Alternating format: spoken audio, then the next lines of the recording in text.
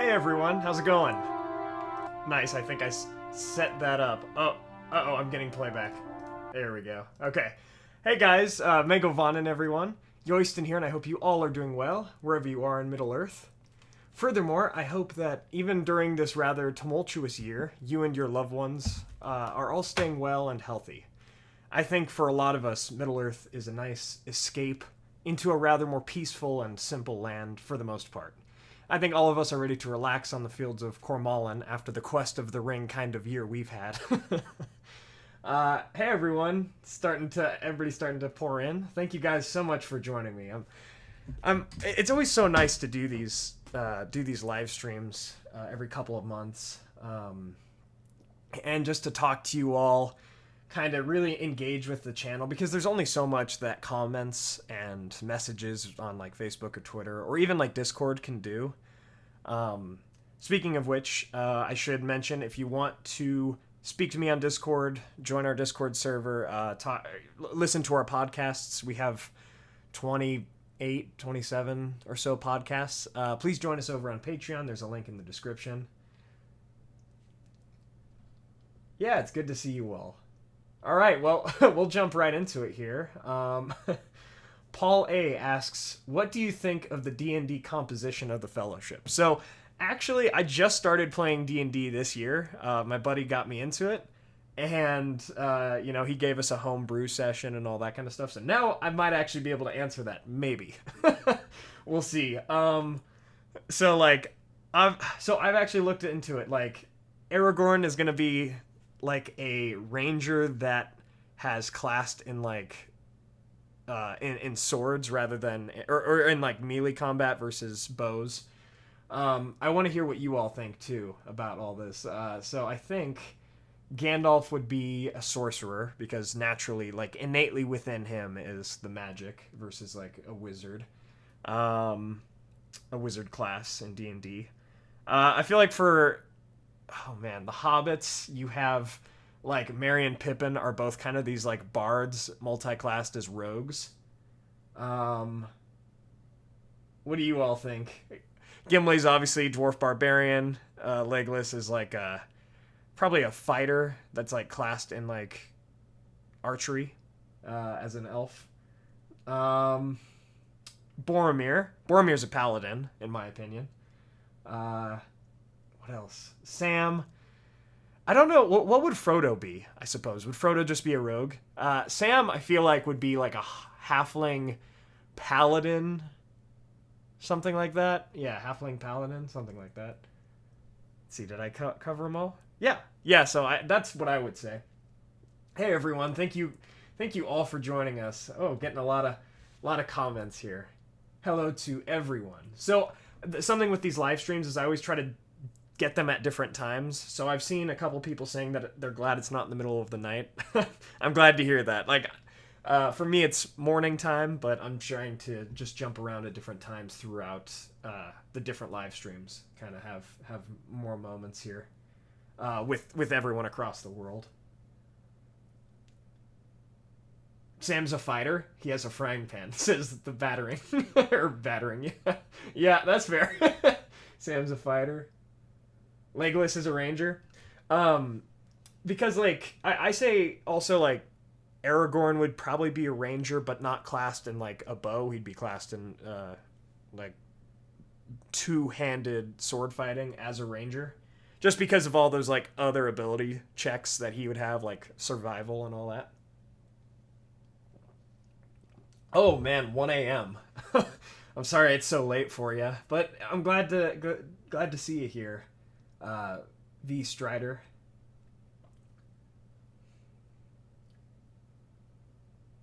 Oh, Hetyolo Kanal. Oh, get ready for me to butcher some more names. I'm so sorry. We were talking about D&D. If we were going to like put the characters of the Fellowship into D&D classes. Fellowship of fans, great to hear from you, my friend. Glad to hear about your channel. Keep up the great work, and please, if anyone's interested, we have Fellowship of Fans here. It's he's another Lord of the Rings channel, so check him out. Speaking of that, I'll go ahead and shout out a couple channels. You have Geek Zone, Lore of the Rings. Let me pull up my Discord real fast. I'll give them all shout outs here just because they're all awesome. History of Middle-earth, Geek Zone, everything in Middle-earth. I always mispronounce this, but Galu Dirithon. Hello Future Me, In Deep Geek, Lore of Middle-earth, Nerd of the Rings, The Philosopher's Games, and Tolkien Lore. Please check all those guys out. Yeah, and there are a bunch more as well. Dorian Trussell, thank you so much for the super chat. It means a lot to me. Sorry, I always have these, like, within the first 10 or 15 minutes, I have live stream jitters. Just like the fear, the nervousness. It always calms down, but right now I am pretty awake.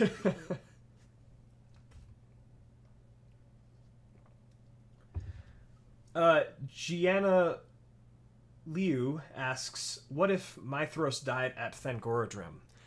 That's interesting, because if Mithros had died there, that would have made his little brother Meglor the heir to, I guess, the High Kingship, because it hadn't passed to Fingolfin yet. And I don't know if Meglor would have passed it up to Fingolfin in the same way Mithros had. So you probably would have had some more kind of civil war between the Noldor in the First Age if Mithros had died at Thangorodrim. Serbian Mapper asks, will you maybe make a video about the 5th Battle of Beleriand? I believe that is the Nerniath or Noidiad. And I do have a video on it. It's called The Union of Mithros, Timeline of Arda. So please check that out. Let me just make sure that's the 5th Battle of... Yeah, the Nerniath or Noidiad. So yeah, I actually do have a video on that. Joshua, thanks, man. I appreciate that. Yeah, it's just tough because it's like... yeah, live streams, it's so much different than my normal video recording process. When I mess up when I'm video recording, I can just edit it out or redo the recording, but live stream, it's all real, you know? Maureen Hubbard, how's it going? Good to hear from you. Yeah, it's good to hear from all you guys. We got about 205 viewers right now. It's so good to hear from all of you. Battering asks, will you ever make videos on the history of Middle-earth books, such as The Treason of Isengard? So, probably more as time goes on, but those books are great to draw, like, notes from. So, the 12th book in the history of Middle-earth, the Morgoth's Ring, or is it the Peoples of Middle-earth? Actually, both of those are good to draw from. Let me check. Peoples of Middle-earth, I think, is the 12th. Yeah. And then Morgoth's Ring, is that the 11th?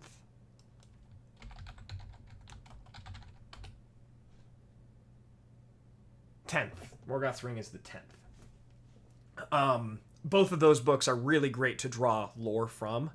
It's hard to make videos on those books specifically because a lot of those are notes, right? In Sauron Defeated, you have some, like, some crazy notes that are so fun and fascinating to read that Tolkien was considering, like, having happen in Sammath Naur, right? So he was considering having, like, you know, I think there was going to be, like, a Nazgul fight right before the ring was destroyed, or, like, Frodo would have actually taken the ring and, like, left. Like, he had some thoughts in there, which is pretty interesting. Mr. Duck asks, do you think Jason Momoa would make a good Tolkas? Dude, I love Jason Momoa. He would be awesome as Tolkas. Yeah, he would get the meminess factor of Tolkas, just the meme that Tolkas is. He would get that pretty right. And he's huge. And yeah, there you go. He would be a good Tolkas.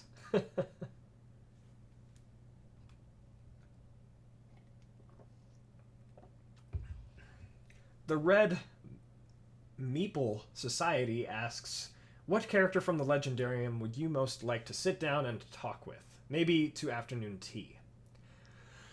I would want to talk to a lore master. If I could only talk to one Middle-earth person, I would probably choose, like, Elrond or someone, because we could talk about the First Age, the Second Age, and the Third Age. We could talk about so much of the events of Middle-earth. Whereas like, it would be great to talk to Bilbo or Frodo or Sam. Bilbo would probably be the most lore mastery of the hobbits, so he would be good to talk to as well. But, but yeah, I mean, with him, with any of the hobbits, it would be tough because all they really know is what is happening in the bounds of the Shire versus, like, the whole world, like Elrond or Galadriel or someone. So I'd probably say one of the elves, Galadriel, Elrond, Glorfindel, Círdan would be a great one as well. One of them, I would say.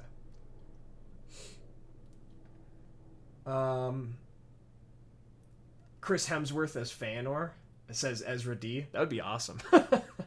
Dang, man. Like, yeah, that would be pretty cool.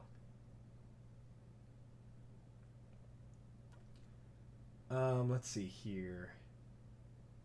Hello to everyone joining us. Yeah, wherever you are in Middle Earth and the world right now, I hope you guys are all doing well. It's so good to hear from you all.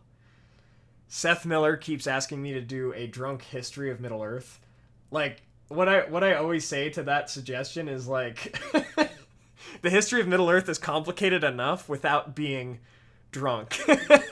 If I ever did, like, a drunk history of Middle Earth, even just with my friends, I would probably spout so much wrong information, and it's just not worth it.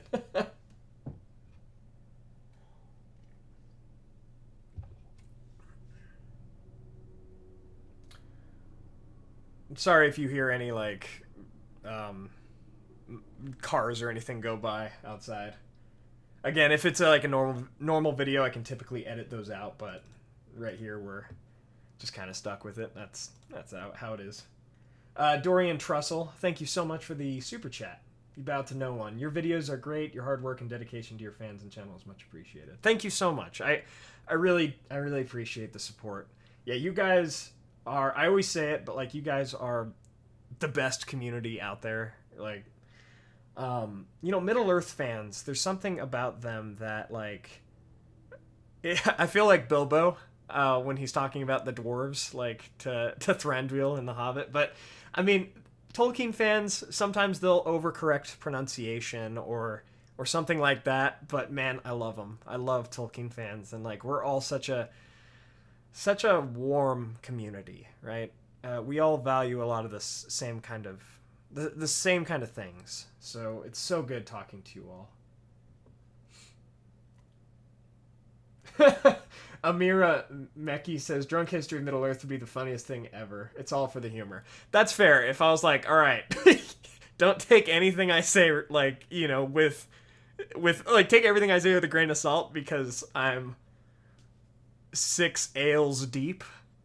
Like, that could be fun. I don't know. That would be, I'd have to really set that one up right. I don't know.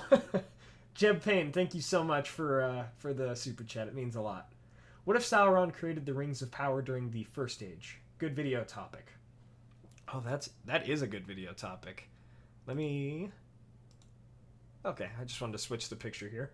Yeah, that would be a very interesting topic. I'll take a picture of that and add it to my theory list later. Speaking of which, for next week, would you all like me to do a theory, or what kind of video would you all like next week? Just wanted to throw that out there.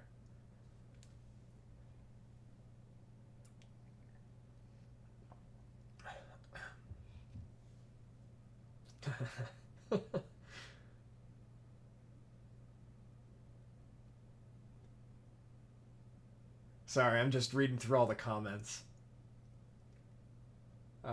Yeah, like, Tolkien fans are definitely, like, everybody in the community loves lore, reading, and, like, the deeper things in the world, music, right? Like, I just feel like a lot of, pretty much the whole Tolkien community is so just cultured, you know, and very respectful and kind, you know, and that's it's always so nice to see. Theory? Yeah, okay, so I'm seeing a lot of theories for next week. Brought to life. Oh, I haven't done one of those in a while, too. I think I'll do a theory next week because I haven't done one in a couple months. I'll throw a poll with a couple different options up after the live stream.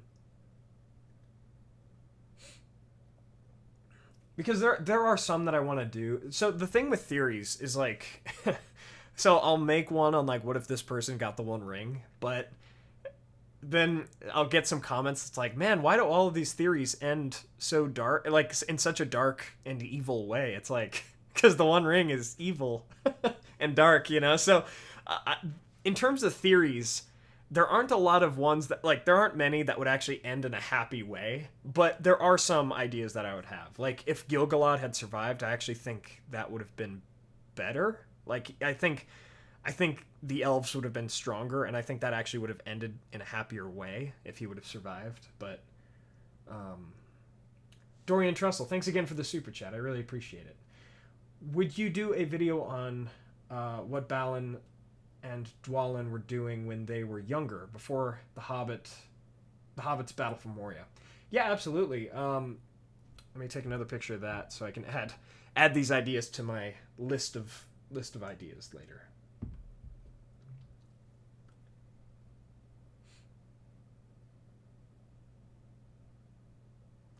Hydro Knight, why did Peter Jackson have Pippin light the beacons, do you think? Yeah, so it kind of plays into the dichotomy between the characters of Pippin and Merry, as well as like the Theoden Denethor dynamic. So with Merry, you have him like not slaying, but helping to kill the Witch King, stabbing him in the knee, giving Eowyn the opportunity to kill him. I think in the movie especially, they might have wanted more for Pippin to do, so they had him run up and light the beacons. Because of the four hobbits, right, you have Frodo carrying the ring, Sam who constantly saves Frodo, you have Merry who helped slay the Witch King, but in the book you also have Pippin who saved Baragond and who helped save Faramir. I mean, in the movie as well with the Faramir one. So Pippin actually also does a lot too, but all four hobbits really. I think I address this every live stream as well, but I'm seeing a couple comments with webcams and like people wanting to see my face. So, concerning a face reveal, I don't know if I would never do one. Like if I do, it won't be for a while, I don't think. Because again, those same reasons always stand with the face reveal thing. I have never wanted this channel to be about me. I want this to be about Tolkien's works. So many YouTubers out there make their channels about them, which is fine. I mean, if that's their channel, that's where it started, but my channel's Men of the West. It's about us as a community. It's about us reading and going through Tolkien's works together. It's never been about me, and I don't want it to be about me. So there you go. But I also get the the curiosity. It's like, okay, well, who's behind the microphone and who's behind the camera? I get it. There are other YouTubers out there where I've wondered the same thing. It's like, what do they look like, But so maybe one day. I do like kind of just having it be about all of us, and yeah. And even if I do reveal my face, I don't want it to be like my channel to focus more on me. I just want it to be, as it's always been, telling Tolkien's stories to a good community.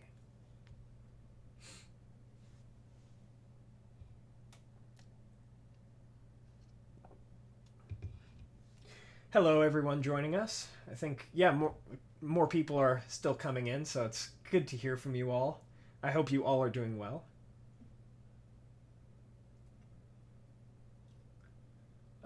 Let's see here. The Kiwi Sloth. Would you ever do a video about Harad, and more specifically Far Harad? Absolutely. I do want to make those relatively soon.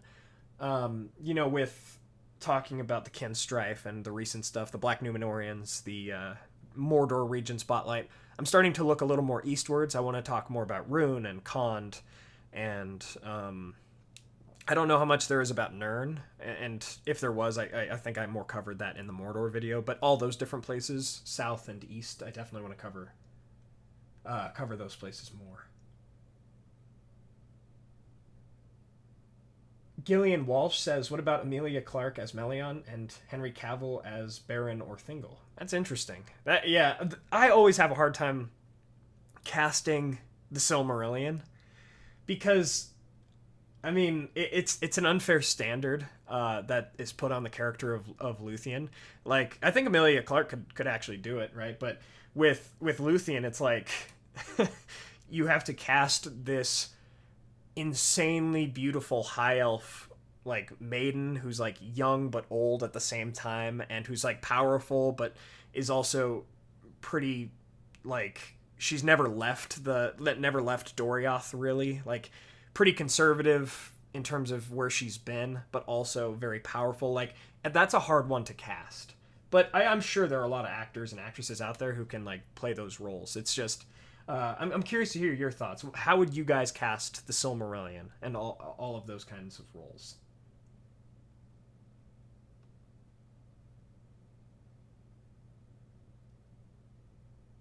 Paladin Pony T says, could you do a what if on the 3 Elven Rings, like if they never lost their powers after the One Ring was destroyed? Sure, I would kind of have to figure out how to...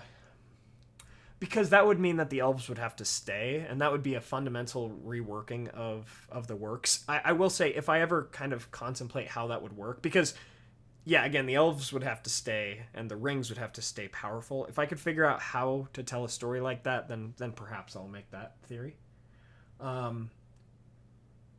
Francis Bernarth, welcome to the... I don't even know what they call it on YouTube. I guess just the Free Person of Arda is what I named it. To support the channel more, you can join our like YouTube donation thing. It's something small, but it definitely helps, and I do appreciate it. I'll say it like I said at the beginning of the video. If you do want to support the channel, please consider joining us on Patreon. We have a Discord server there with all of our patrons.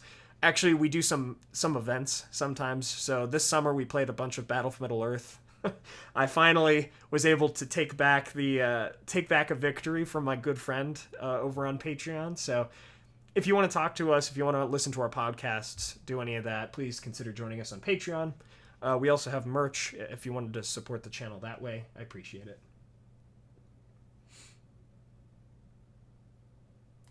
Orange Lightning says you'd have to cast someone who's a 20 out of 5 to play Luthien. It's like, it's sad because, I mean, it's like, you know, it's a superficial standard in a lot of ways. Like, you have to cast somebody that's like just so innately gorgeous just because of how Luthien is written. But there are people out there that can definitely play her. Dorian Trussell, thank you so much for the super chat. It means a lot.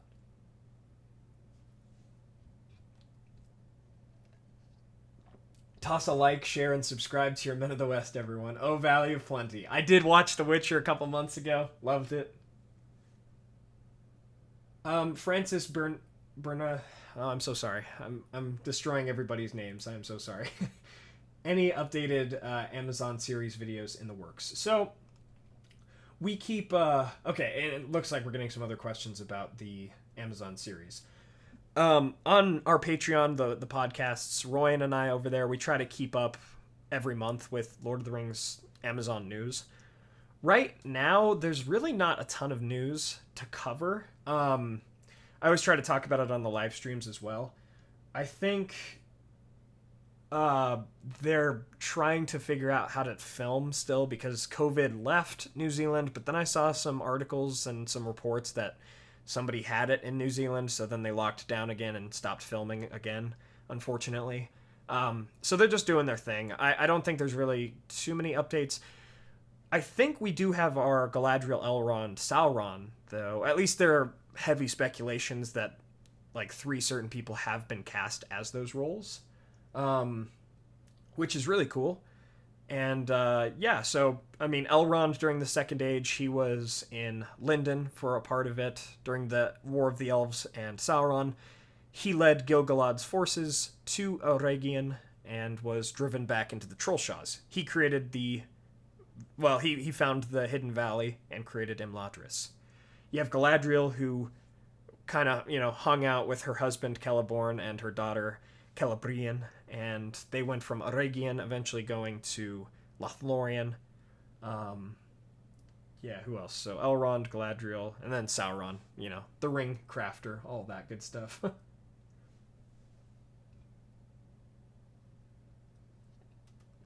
Thomas Watt says, the problem is that they don't have to be supernaturally beautiful, talking about Luthien and the actress who would play her.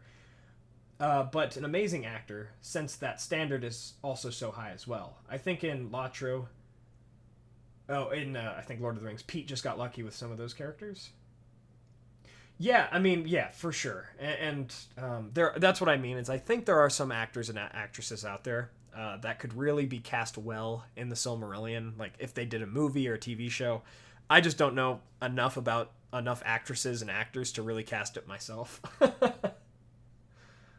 Dorian Trussell, thanks again for the super chat. It means a lot. Why didn't Mount Doom erupt during the first, second, and third ages? I believe let me make sure. I talked a bit about that in my Mordor video. So I just went to TolkienGateway.net, sorry. Tolkien Gateway is so great. They really help gather the information and have good sources. So I think it was erupting off and on when Sauron was there, if that makes sense. So when Sauron was there in the Second Age forging the ring, I think it was pretty active as a volcano. But when Sauron wasn't there, pre-2951 of the Third Age, it was like not as active. It was pretty dormant.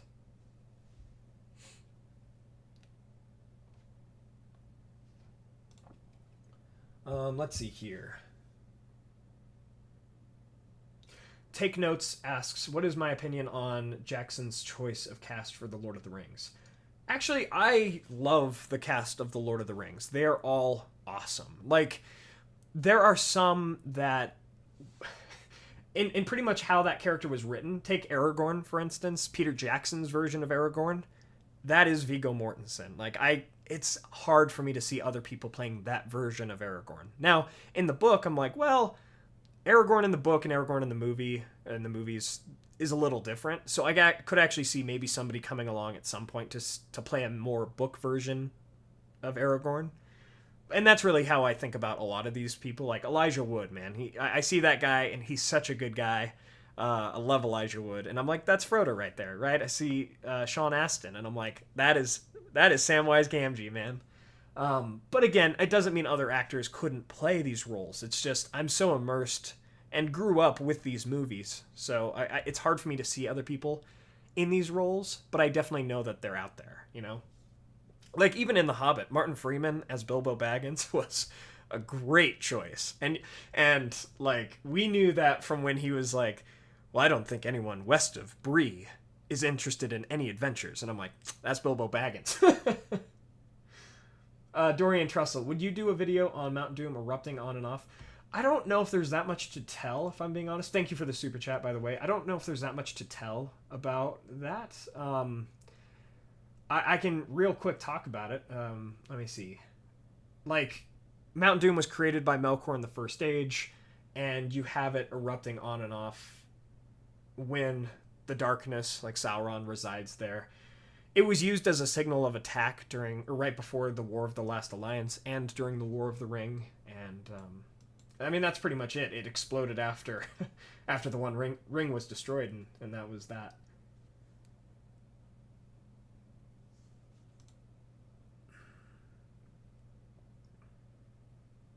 Now, okay, so I saw some... so I saw a message. It was actually hidden because of the word choice, so I won't read it. But about how Elijah Wood as Frodo, like, in certain scenes, like, the reactions were overdramatic or what have you. I think... So, I don't know if that was Elijah Wood's fault, though. I do understand that Frodo could have been stronger in the movie, but I feel like that was how he was written. To be less strong, so Samwise could be more strong, so you have a better contrast between those two hobbits. Versus in the book, where I would say, like, Frodo's almost, like, lordly. He's a lord in the book, it seems like, at certain moments. He says, if I wearing the ring commanded you, Gollum, to jump from a precipice, from like a cliff, you would. It's like, okay, all right, Frodo's after it. Frodo's after it. But yeah, in the book they're both strong. In the movie, I could have seen them. You know, I could see it being written stronger than it perhaps was written. Let's see. What Latro? Aaron Drabble asks, which Latro server am I on? I'm on Arkenstone and a little bit on Honor, but I mostly play on Arkenstone. Maureen Hubbard, out of all of the musical YouTubers who have sung and created Lord of the Rings music, which is my favorite? Peter Hollins, Clamavi D Profundus. So I love both of those people. I would actually probably say Peter Hollins. I do want to do a cover, perhaps for the 300,000 subscriber milestone. I do want to do a cover of a song, and I would really love that. So, but yeah, I love Peter Hollins, like, especially because I myself was a singer, like a choir person, a theater person a couple years ago. So I love the vocals and all that.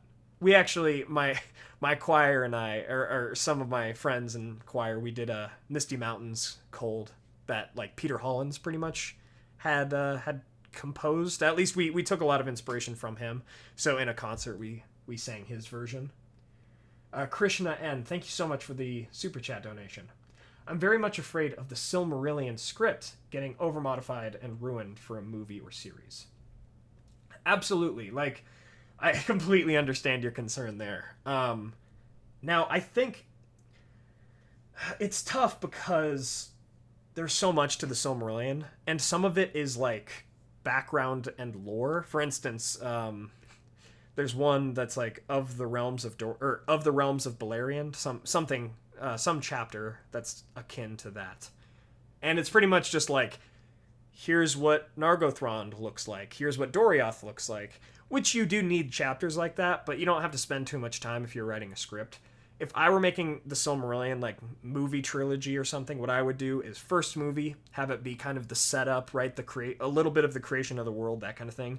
But it's predominantly Dagor Bragolok, the Battle of Sudden Flame, and Beren and Luthien. Second one is the Children of Hurin, the Nernaeth Arnoediad, the Battle of the Battle of Unnumbered Tears. There we go. And then the third one is the Fall of Gondolin and the War of Wrath. That's how I would do it, and that way you can really focus down on some scripts. Have each movie be like 3 or 4 hours, but yeah.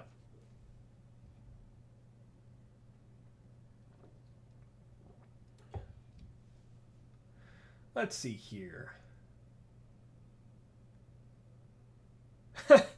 That's a funny name too. Joe's Whedon says face reveal could always be with a heavy beard and visored helm. I'll have to grow my beard out again, but I'd have to grow it a long time. But yeah, that's funny. That'd be a funny face reveal. I mean, if you want to check it out, I do have a partial face reveal that I did in my 100,000 subscriber thank you special video. It's like 3 or 4 minutes, but at the end of it, I do a partial face reveal. So if you're curious in that.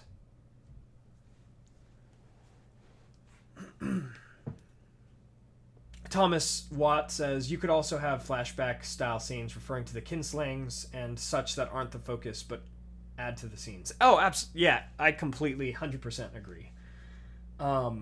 Yeah, to get some background to some of these elves and stuff. What would be tough is all the characters in the Silmarillion. I wouldn't want them to really cut characters, you know? That's where I could see the script going wrong, though, is there are so many characters with so many motivations. But that's why I would focus in on the Great Tales, Beren and Luthien, Children of Hurin, and the Fall of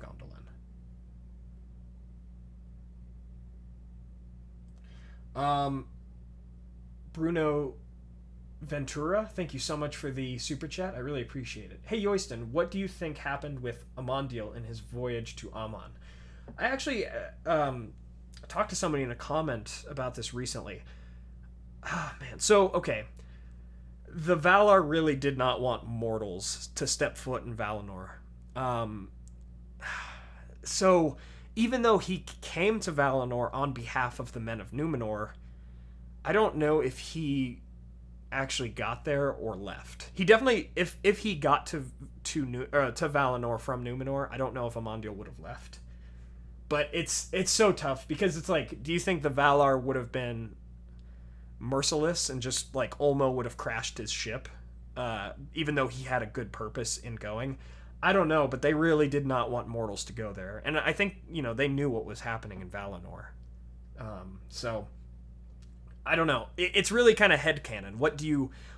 Because we have no canon answer, you could say for yourself and kind of to make yourself feel good, like, well, Amandiel made it and he delivered the message, but he was never able to return. He had to live out the rest of his days in Valinor. And I actually really like that answer. So that might be my headcanon, honestly.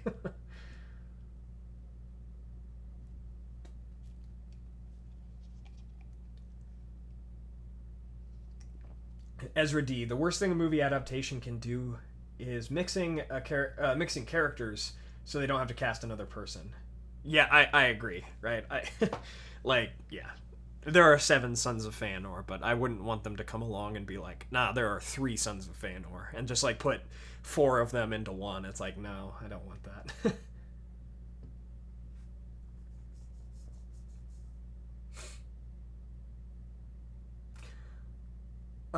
Let's see here. Little Potato Man Eats Tomatoes. Sorry, that's an awesome name. Little Potato Man Eats Tomatoes. Who is the coolest character in The Lord of the Rings? Well, it depends on how you define cool, right? Like, I mean, Samwise Gamgee is the GOAT, right? He is the GOAT. My friends and I, when we were doing... So over on our Patreon, I'll just give that another plug here. We have some podcasts that we did, and this summer especially, we did some podcasts on each movie, Fellowship, Two Towers, and Return of the King. And a bunch of my friends and I, we got together, watched them, and then did the podcast afterwards. During the whole Return of the King, every time Sam came on screen, it's like, oh, it's the Return of the King. So, I mean, it depends. But, like, obviously, I love Aragorn. Aragorn's cool. But you have other characters too, like Finrod. Finrod is one of the kindest elves in existence, in my opinion. And then you have people like Círdan the Shipwright, who didn't want to abandon his duty of like helping elves sail across the sea.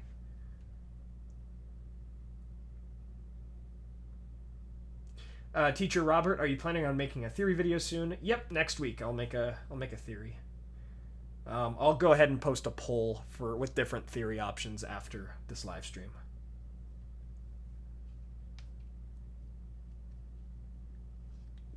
Oh, we got some spam in the chat. Please do not spam, or I will have to put you in timeout.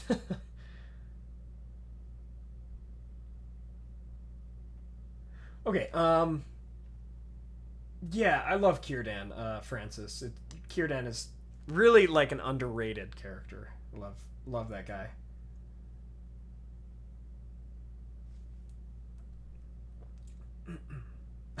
Brian Miller, Samwise is to Lord of the Rings what Wedge is to Star Wars. I love that. That's pretty true. Yeah. Just the GOAT, the greatest of all time. River Critter, spammers don't get to go on journeys. This is true. They get put in timeout by Gandalf, and then they don't get to go.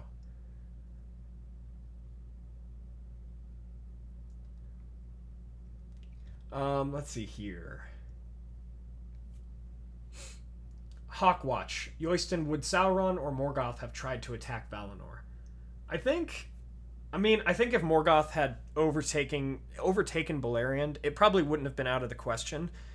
But I don't really think either one would have needed to. If Sauron took over Middle-earth in the Third Age or the Second Age, and Melkor took over Beleriand in the First Age, I think they would have just stayed there and ruled over the realms that were supposed to be the realms of the children of Ilúvatar.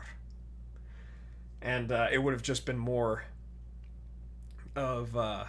It would have been more of a disgrace, because they would have slaughtered the children of Ilúvatar and would have just ruled, and no one would have opposed them. So probably not, because they probably just would have hung out. Yeah. Take notes. Thank you so much for the super chat. It means a lot. Would you be concerned about future cinematic content having the purity of Tolkien's work soiled by a writer or director pushing a modern social view? Yeah, yeah. I mean, I don't want to get into it too much, but like definitely a lot of modern media has been overtaken by politics. It's coming from somebody who studies politics, right? For me, Middle Earth is such a nice escape from that realm. But yeah, yeah, it's totally a possibility. But I hope that people who truly love Tolkien's works and enough to make a show about it would know not to do that. Because that's the thing about escapism, is it's a timeless story. Stories that have modern politics placed into them, like, forcibly, those stories age so fast. So fast. So, I really hope not, right? Lord of the Rings, the movies will, stay alive forever, right? They'll be timeless classics, but you have movies that integrate social politics into it, and it's like, they'll be dead in 2 years, Those movies won't be classics.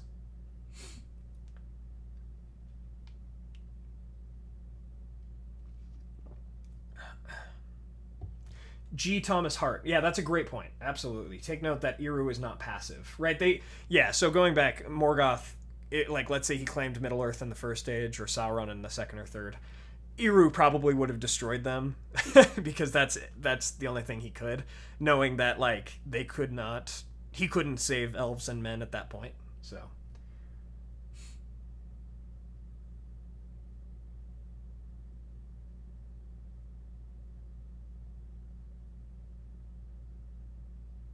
yeah, Little Potato Man eats tomatoes. Imagine how big the budget for the Silmarillion would be. Absolutely. That would have to be huge. Like, Gondolin alone. I would hope that for, crafting the city of Gondolin, that they would use miniatures like they did in the Lord of the Rings movies. I mean, that's how I would do it, at least. But, oh, man. Yeah, it would have to look so good. Maureen Hubbard, have you ever tried writing Lord of the Rings-based poetry? I have, but most of it's trash. Same and same. No, I've written some Middle Earth inspired poetry, but yeah, it's okay. It's all right. I got to get better at that.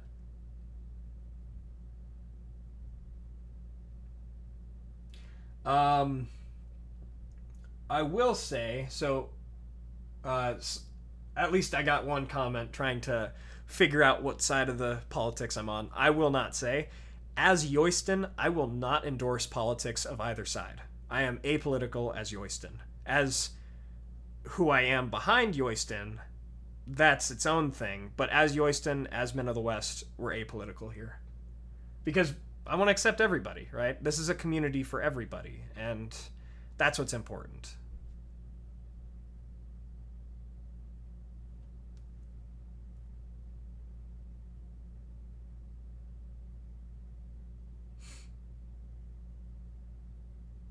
Nikita Zasorin says, with one of the Silmarils, wouldn't Olmo technically have it when Maglor cast it into the sea? Yes, I believe so. At least he probably guarded it. He knew where it was, I'm sure. That's something I do like about the Silmarils. So, one goes into the earth, the realm of Aule. One goes into the sea, the realm of Ulmo. And one goes into the sky/stars, the realms of Manwë and Elbereth. Right? So, I like that. And because especially those Valar are kind of the prime entities.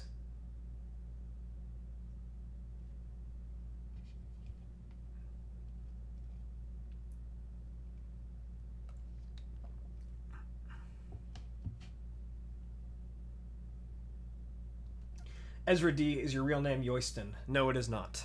It is not. It is my main character from the Lord of the Rings Online on Arkenstone. That's my server there.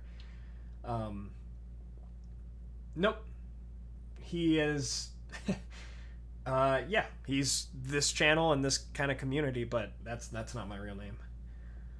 Mike Becker, Yoiston, what is the most challenging video you've had to make? Oh man. There are some that come to mind. So the houses of the elves, when I talked about all the different kinds of elves and where they lived and who they were, oh dear lord, that one was hard. There was one rather recently. Here, let me look back at my channel. I think there was... Oh, you know what it was? It was the... Valiant Years and the Aging of Elves. I would say that might not be the hardest one, but it's in my top 5 because the Aging of Elves and like the math that I had to do to equate and like double check the Valiant Years. Oh, good lord, that one was a hard one. That one was really difficult. They're just difficult in their own ways. It's like some are huge scripts and it requires like a lot of editing and a lot of writing. Some are, it's just the amount of or like the quality of content. It's like really hard content to understand. So those are a couple of them for sure. Welcome, my friends. Silver Dragon, welcome. To anyone who's been joining us, it's good to see ya.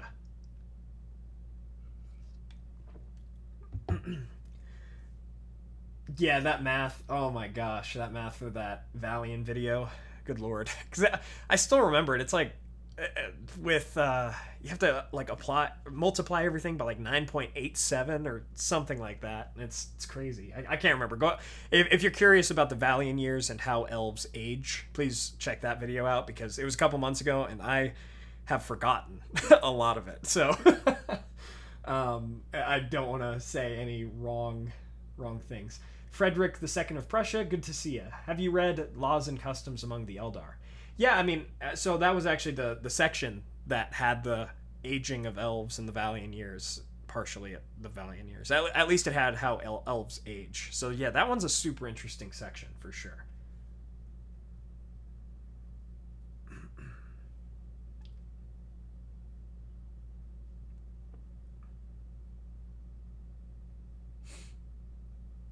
Let's see here. Uh-oh, getting more spam. Please don't spam.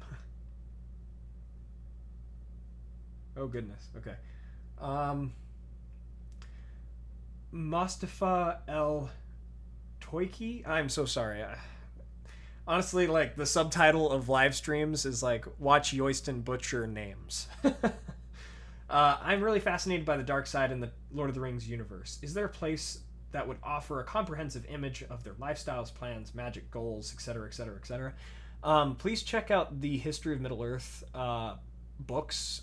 There's a couple, like the Treason of Isengard, Sauron Defeated, Morgoth's Ring.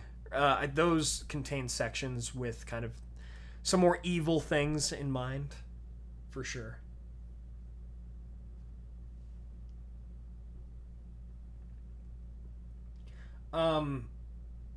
Let's see here.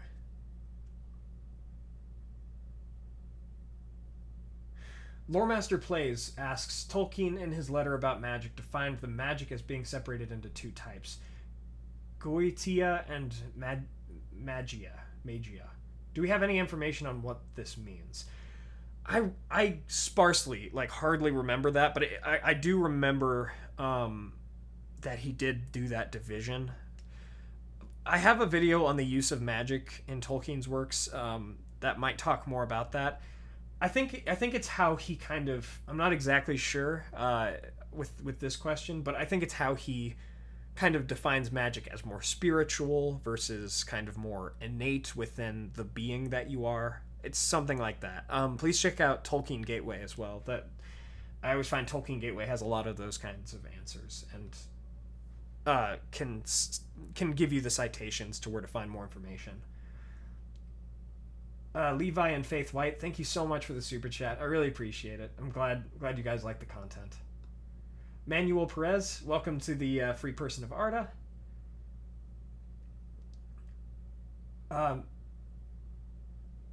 my gosh, I'm so sorry. I've totally butchered your name before, I think, but Moira Mahone, thank you so much for ordering the merch. It helps a lot. It means a lot to me.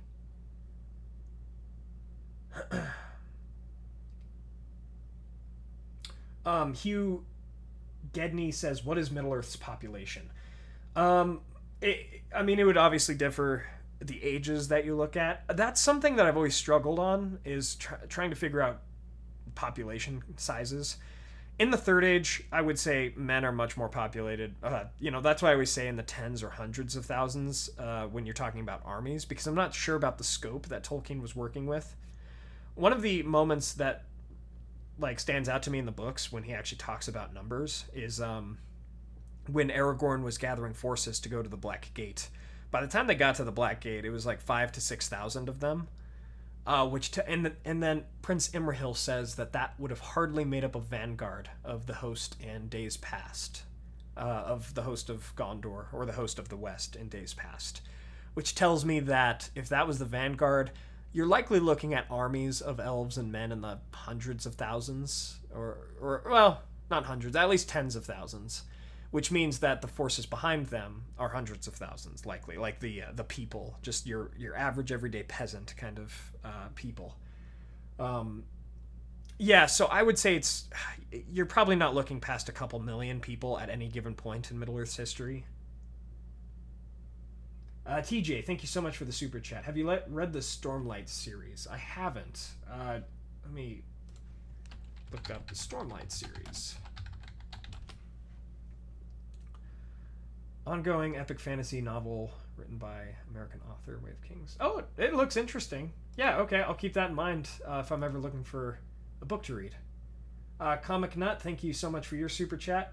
The best Lord of the Rings music is from Led Zeppelin. I like that. Oh, man. Yeah, Led Zeppelin, man. Ramble On, all that. I love it.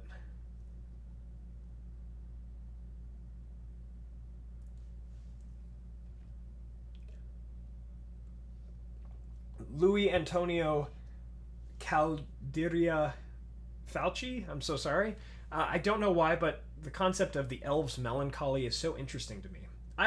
I completely agree. It's such a unique part of who they are as beings, because they're almost kind of like, I mean, it's the Superman problem in some ways, right? The problem that a lot of people have with Superman as a character, where it's like, oh, well, how do you make a flawless character interesting? Or like a guy who can do anything. It's kind of like that with the elves, where it's like, how can you make these beings that are so good at everything interesting? Well, you look at them as people and their personalities and their emotions, right? It's like, well, I can do these things. We can stand up to Sauron, but should we? Or would that result in more death and destruction? Or could we even actually defeat him, even though maybe we could? Like, it's a really different but interesting concept for sure.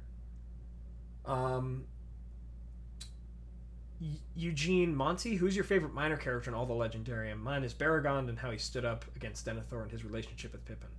Yeah, that's a great question. I guess it's how minor do you want to go with it?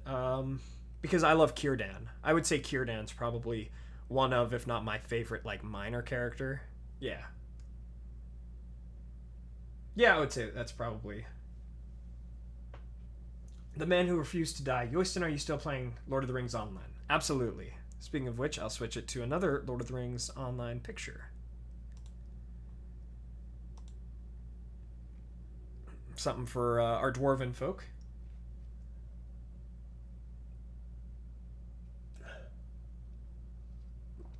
Jasmine Latsuik.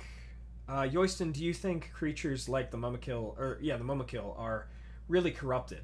I don't think so. And I think Sam's fascination with the Oliphants is kind of, it speaks to that. Because they were used by men who were corrupted by an evil force, Sauron, for evil purposes, but I don't think they innately in and of themselves were evil.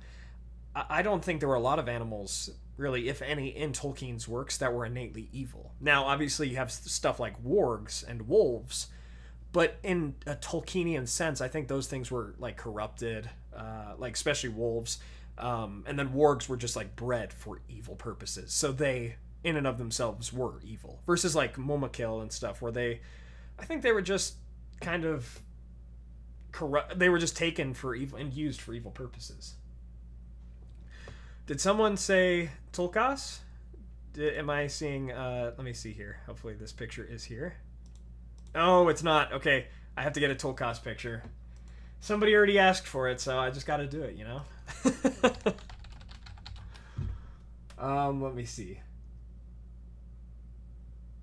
Hawkwatch. Morgoth was weaker than Sauron in his prime at the end of the First Age. Would he have wanted the One Ring? I don't think Melkor was ever actually weaker than Sauron was.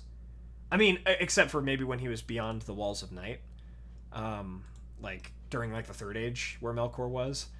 But, Yeah, I don't know. Would Melkor have wanted the ring? Oh, probably. If it would have furthered his ends, just like the Silmarils, anything else. Yeah. Oh, total cost 1. There we go. Sorry, it's totally worth it. We got to get our boy. There he is. Yeah, there we go. All right. Silver Dragon, where are you from in the USA? Is there anything in your environment that is very Lord of the Ringsy? Again, so I don't want to reveal too much about myself and privacy and all that for many reasons, but I will say the mountains of my home are very Lord of the Ringsy. So there you go. Arnold Schwarzenegger in his gridiron days would have been an awesome Tolkien. I completely agree, dude. That would have been sweet. That would have been awesome. Oh, man. Yeah, everybody's happy to see Tolkien, it seems. Oh my gosh. OLOAPNHOJ. I'm so sorry. So wait, in the final stand in Lord of the Rings, the army was mixed races? Yeah, actually that's a specific point in the book, is that, and that's why Pippin had to go in the book. Merry was still recovering in the Houses of Healing, so he wasn't even at the Battle of the Black Gate. But yeah, you have to like Aragorn wanted, and Gandalf, I believe, wanted a member of every faction that opposed Sauron to have a representative there. So yeah, the last army was a mixture of everybody. You have a dwarf, elf, man, wizard, hobbit, men of Rohan, men of Gondor, that kind of thing. Yeah, Morniel Moonlit, even with the way Arnold speaks. Oh yeah. Dude, that would have been a sweet Tolkien. Yeah, Moira Mahan, never a live stream goes by without someone mentioning. Absolutely. I wish I had that picture ready. I'm sorry that took me a sec.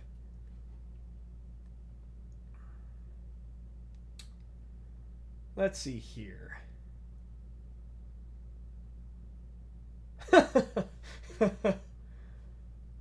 Oh, absolutely. Yeah, snow warning. Absolutely. Eladon and Elro here for the half-elves. I didn't even think of that. That's a great point. Let's see here. Paul A, good to see you. Are there any aspects from Skyrim that you would have liked to see in the to have seen in the Legendarium? Not really. I mean, I see how Tolkien impacted the Elder Scrolls. I'm actually playing Oblivion, Elder Scrolls 4, right now. Yeah, I'm just going through all those quests whenever I have time. But yeah, I mean, like, I see the reverse. I see how Tolkien impacted that work. I don't know. I mean, I like how they have kind of these warring factions between elves and orcs, how they portray orcs in the Elder Scrolls games. But ultimately, I love how Tolkien did his archetypes and how he did his kindreds.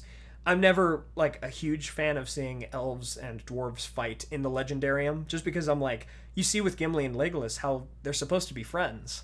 So in the Legendarium, I'm a big fan of them getting along, even if they kind of are like, arguing and butting heads, that kind of thing.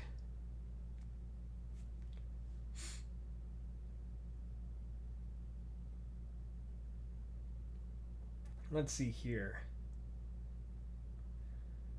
Hugh Gedney, do you think Melkor always ruined everything in Middle-earth?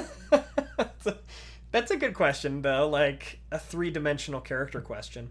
I don't know. I mean, his legacy from, like, Atumno or Angband was Forokel. So, I think if people like the cold, if they like cold weather, I mean, they might have Melkor to thank for that.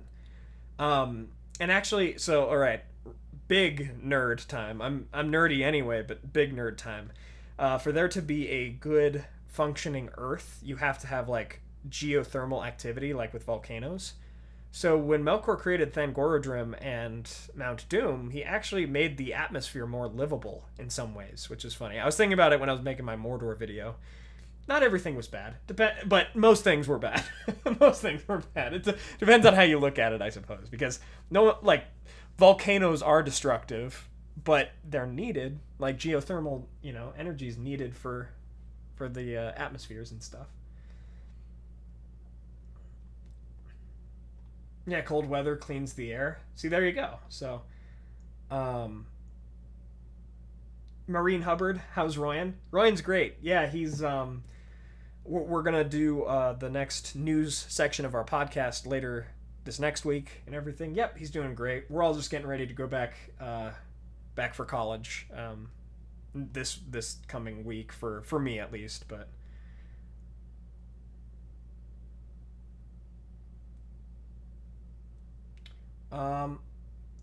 Yeah, Paul A. Big brain moments. No creating without destruction. Yeah, absolutely. The 40-year-old gamer. Nice. I like that. Are you excited about Amazon's new Lord of the Rings game? Yeah, I'm a little nervous about it because I don't know how good it'll be. Okay, so I try to reserve judgment. I hope it'll be great, but we haven't heard anything about it. It's been in development for a couple years. It's said to be a couple thousand years before the Lord of the Rings, which makes me think, okay, well, how could you set an MMO, where would you set an MMO, if not during the War of the Ring? Maybe the War of the Last Alliance? Okay, but, I hope it'll be good. I'm excited for it, but a little skeptical, for sure.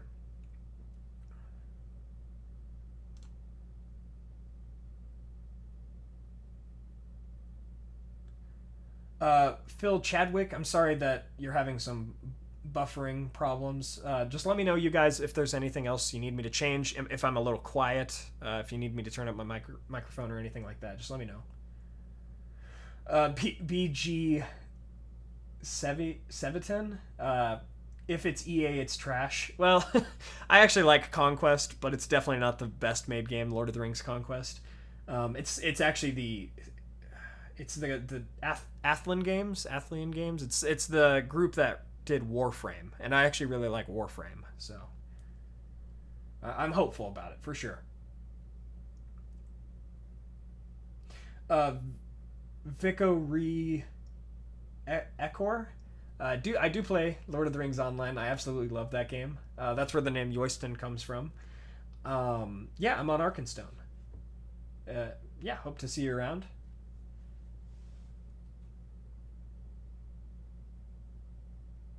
Varen Upcodye. That was actually not nerdy, just saying, don't judge me. Thank you. Glad to hear it.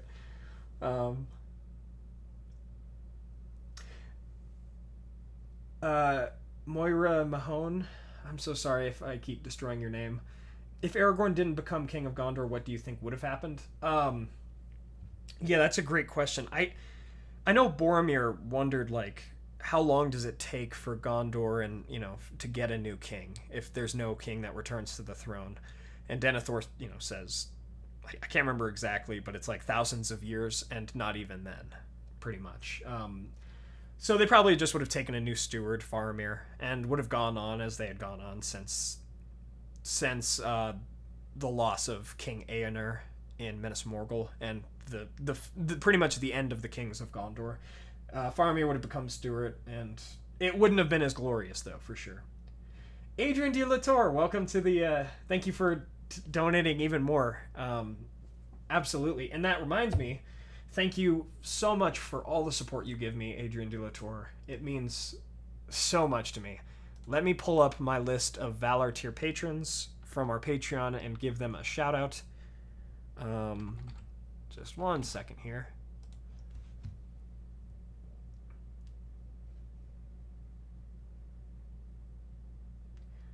Let's see here. Michael Kenny asks, hey man, love your stuff. Are you a Star Wars fan? How do you think Star Wars would change if you placed Gandalf on the Jedi Council? That's awesome. I love Star Wars. I'd say, I'm nerdy about a lot of things, but I'd say Star Wars is, my second favorite thing to be nerdy about behind Middle-earth. Well, he would have brought a lot of wisdom and sense. He would have sassed everybody on that council before the fall of the Jedi Order, before Order 66. All those Jedi, he would have sassed them all because they didn't really know what was going on, So yeah, thanks to our Valor Tier patrons over on Patreon. Adrian De la Torre, Chris Ortner, Peter Sheppard, Kyle Wetzel, Lane Grimes, Samuel McBee, Jonathan Putnam, and Mark Kralick. Thank you guys so much. It really means a lot to me.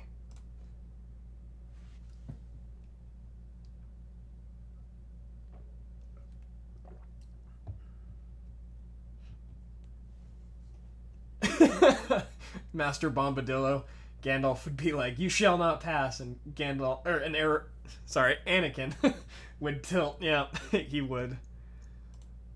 Let's see here. We're gonna change up the picture.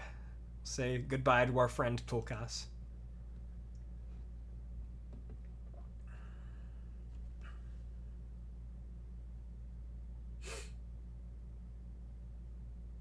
Let's see. Little Potato Man eats tomatoes. If you could, where would you choose to live in Middle Earth? That's always a fun one. Well, there's so many good places. Like a great place to live and retire would be the Shire.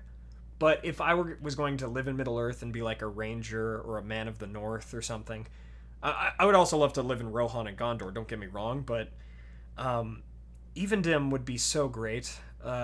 Somewhere near Lake Nenuiel and Numinos. I'm not a huge city guy, like a big city guy. I kind of like the connections to the earth and the rural. Like, I'm somewhere in between rural and urban, right? Somewhere in the kind of mixed town. But that's what I prefer. So somewhere astride Lake Nenuiel, or at least somewhere near that place in Evendim. Actually, before I started the live stream, I actually got some art made. I just ordered some art for Numinos to hang in my apartment. Yeah, let me know in the comments here, where would you guys live in the live chat? If you lived in Middle Earth, where would you live? Francis says, I would have loved living in the Shire, but I'd explore. Be an odd hobbit. You'd be a took.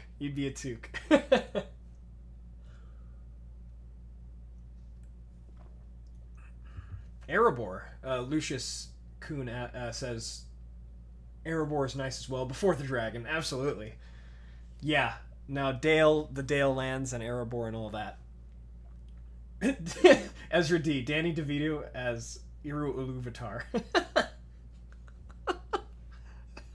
I'm just trying to imagine the Ainu Lindalier, the music of the Ainur, and he's like the one conducting it. Oh, good lord. I'd laugh so hard. Let's see. We have some Shire or Rivendell, Fangorn, Bree, mix of safety and danger. I like that. For me, Bree is like, I'd be so scared to get like jumped by a brigand or something, you know. And Ladris, Lothlorien, even after the elves left.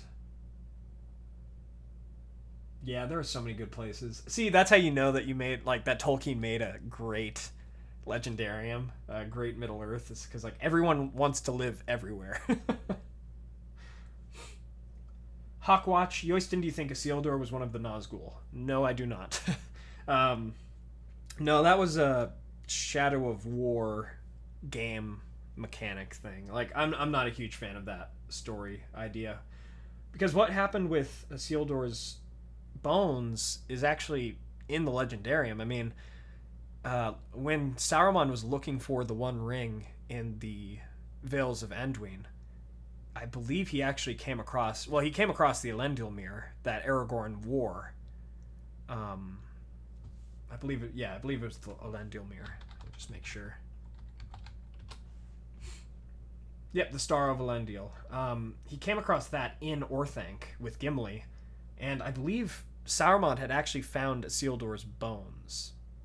I could be wrong on that, but if he found the Elendil Mirror from Isildur, I believe he also found Isildur's body. Angel, thank you so much. It's good to see you. And thank you so much for the super chat donation. It means a lot. Hi, Yoiston. If I could live anywhere, it would be Rivendell, or if Gondolin was still around. Gondolin. Yeah, that's completely fair. Angel's one of our patrons over on our Patreon. Yeah, it's good to hear from you. Absolutely. Gondolin is so beautiful. Especially if you love, like, mountains and solitude. Like, seclusion.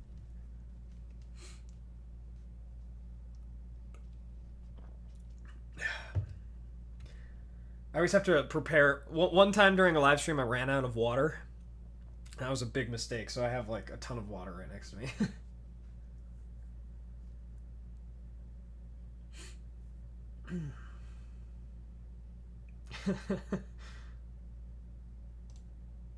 Let's see here. Oh, goodness. We have some politics in the chat, so please avoid that, or I'll have to put you in timeout.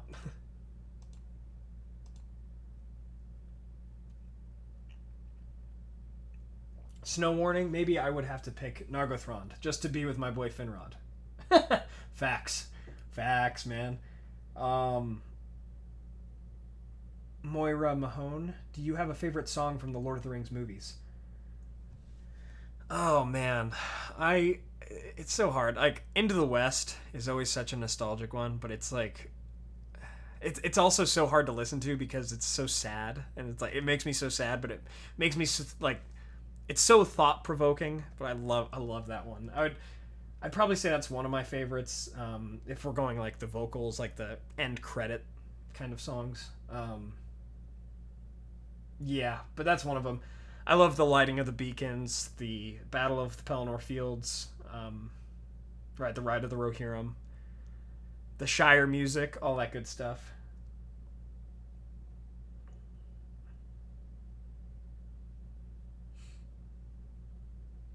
Let's see here. It makes my eyes sweat, says VGC Vetten. Same. Oh, man. Pants Mansive says, what is your opinion on Minas Ithil / Minas Morgul? The Tower of the Moon. I love that place. I do have to make a video on it at some point soon. There's still so much that I have to make a video on. That's one of them, for sure. No, I love it. I love how it differs from Minas Tirith as well, and it was kind of built to keep an eye on Mordor, to keep everything in there. The rotating beacon at the top of it, or whatever that is, like that rotating light at the top of Minas Morgul, so cool. Oh, okay, Master Bombadillo. If you could have one meal in Middle-earth with one of the races, with only one of the races, which one would you like to prepare your meal? Oh, hobbits. Hobbits, absolutely, man. I think it would be all carbs. It would be all, like, bready food and, like, ales and stuff, but I think they pride themselves, I think, on how they craft food and all that, and yeah, for sure. Cheyenne Sykes, thank you so much for the Super Chat donation. I know you discussed it in his character history video, but what was Thranduil doing during Lord of the Rings? Also, what do you think of Lee Pace's portrayal? So, to answer actually the second question first, I like Lee Pace. I think he's a great actor. I'm not the biggest fan of how they wrote the character of Thranduil in the Hobbit movies. Like, just of the writing of the character, I think could have been better. Less... I don't know. It could have actually been scarier. Like, in the book, it's kind of a scary, like a little bit more of a frightening moment because, you know, your dwarves get captured by this elf, and these are like wood elves, and they're kind of hardcore, right? So he should have been probably more hardcore than he was. Now, as for your first question, he was also fighting off Sauron's forces in Mirkwood. There's the Battle Under Trees. I want to make sure that's the right battle. Battle Under Trees. Yep, the Battle Under Trees. That was a battle that took place during the War of the Ring between the elves of Mirkwood and the forces of Sauron from Dol Guldur. So that's what he was up to. He was fighting all that. We got a... Oh, Adrian De la Torre, thank you so much for the super chat. Was anyone else surprised to read about the kinslayings of the elves? I read the Silmarillion after The Hobbit and Lord of the Rings and was so surprised. Yeah, absolutely. One of my favorite memes from like Lord of the Rings in general. It's like it's one that I'm sure some of you have seen. It's like elves during the Third Age, and it's like they're all peaceful and like wise. They're all in their robes. Elves during the First Age, they got like fanged teeth and they're like stabbing each other and all bloody. No, it's crazy. Yeah, it definitely contributes to that sorrow factor of the firstborn. Michael Kenny says, if Danny DeVito is Eru Iluvatar, then Jim Carrey is Melkor. This is a really whack version of Silmarillion that we got going.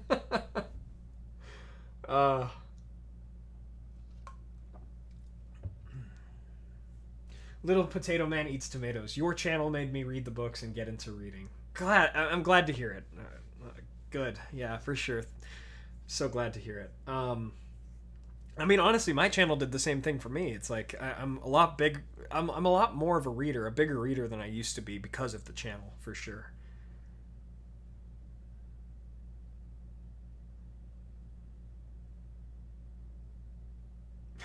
Snow warning. We've had one kinslaying, yes, but what about a second kinslaying? What about a third kinslaying? Oh, so bad. River Critter. Would you smoke up with Gandalf? So, like, in real life, I don't smoke, but listen. If Gandalf was offering me pipe weed in a pipe, some old Toby, like, let's go, baby. Let's go.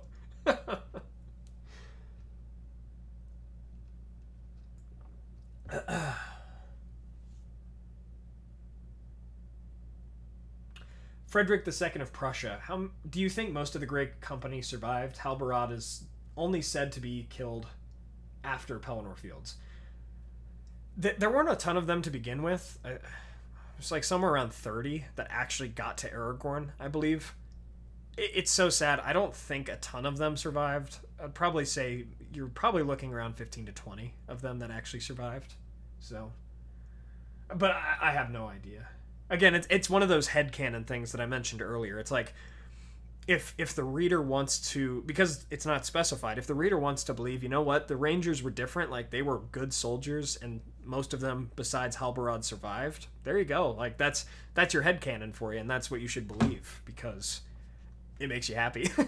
Like I have stuff like that in the Legendarium that I have to do as well, where it's like, well, it's not clearly specified, so this is what I believe. Hello from Poland. Hello from the US. It's good to hear from you all. I'm glad I'm doing this one a little earlier in the day so we can get some folks from Europe and beyond. the Clueless Fangirl. I'm going to shout her out too. Guys, she also makes Lord of the Rings content. Please check her out as well if you're interested. I just want to see Numenor in the series. Make it happen, Jeff. Absolutely. I'm right there with you.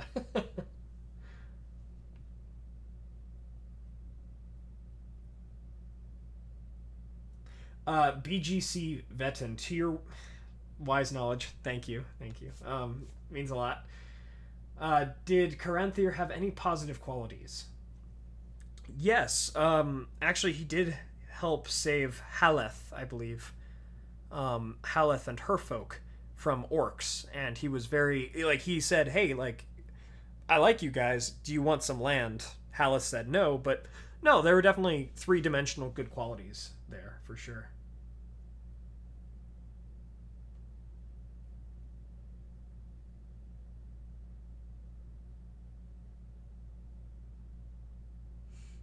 No, Master Bombadillo, so your name is Jeff. No, Jeff Bezos. Jeff Bezos has to make it happen.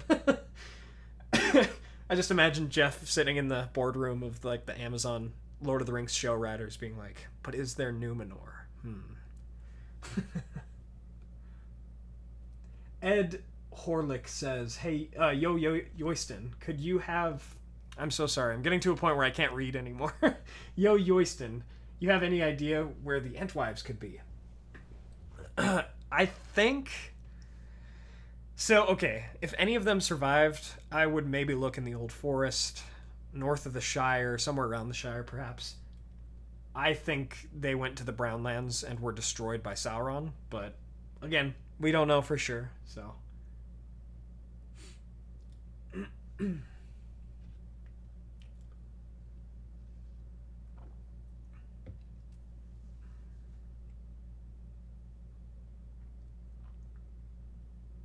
Yeah, thank you to everybody who's joining us. We'll probably go for another, like, 30 or 40 minutes or so. I want this to be about 2 hours long, if I can make it, but it's always about an hour to an hour and a half in. My voice starts to kind of dry up and everything. I'm trying to keep hydrating, but...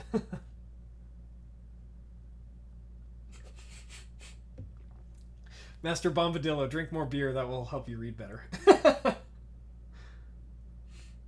Let's see here.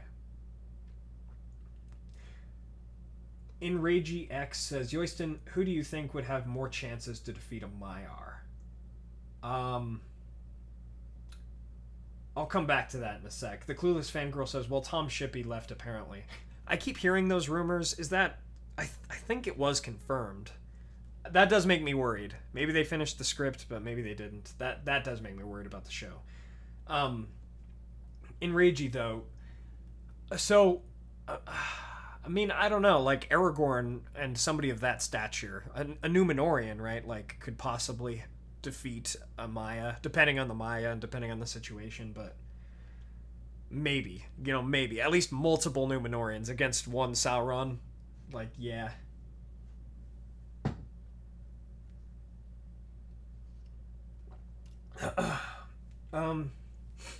Jasmine Lozuik, Yoiston, do you think that some orcs were really evil or wanted to fight for evil intentions? Unfortunately, yes, because they were made that way. Melkor, it said Melkor can't create, he can only pervert and destroy and corrupt. So he took these elves, corrupted them, made them into a foul people, the orcs, who aren't really autonomous. They don't really have true life of their own. So I see them kind of as machines that are made for fighting and killing. Because of, they don't have free will. They don't have the secret fire within them. Hydro Knight makes some Gollum juice. For real, dude. Poor Andy Serkis, man. But he figured out the perfect concoction. Oh, Cheyenne. I'm glad to hear it. I think maybe your name is the only one that I pronounced right in this whole live stream.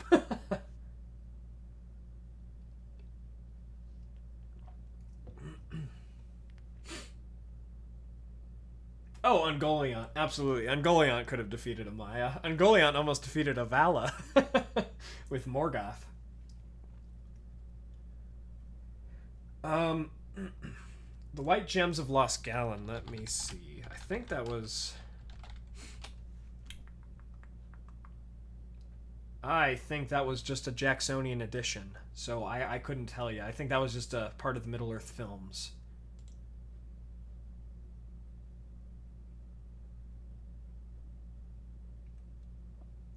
The Clueless Fangirl, I do think Turin would have stood some chance.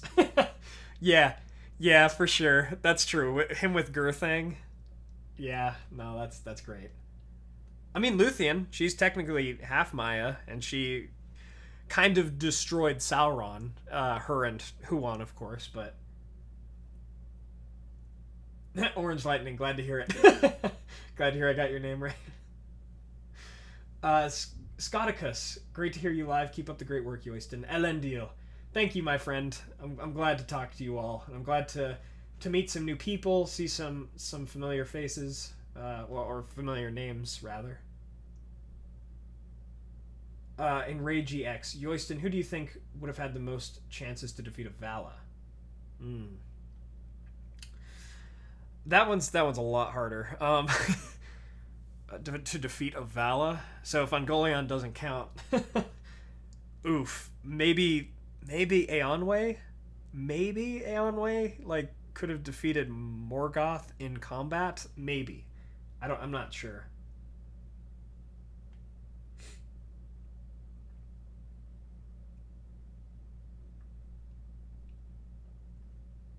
Hydro Knight, great talking to you. Have a great lunch, my friend.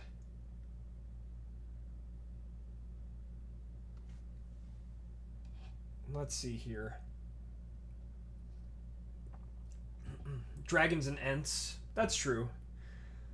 If you have enough Balrogs, I suppose. Like, they could probably take down a Vala.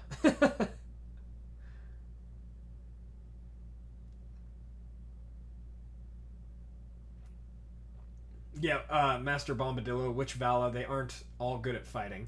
Yeah, exactly. So I would say Eonwë, some of these kinds of guys could go after... Nienna? Wait. Yeah, Nienna. I don't know about Mandos. Yeah, like Mandos, the pretty much Grim Reaper of it all. Yeah. I don't know. Yeah, that's a good question. You have Lorien, who is like a healer. He could have gotten taken down. Let's see here.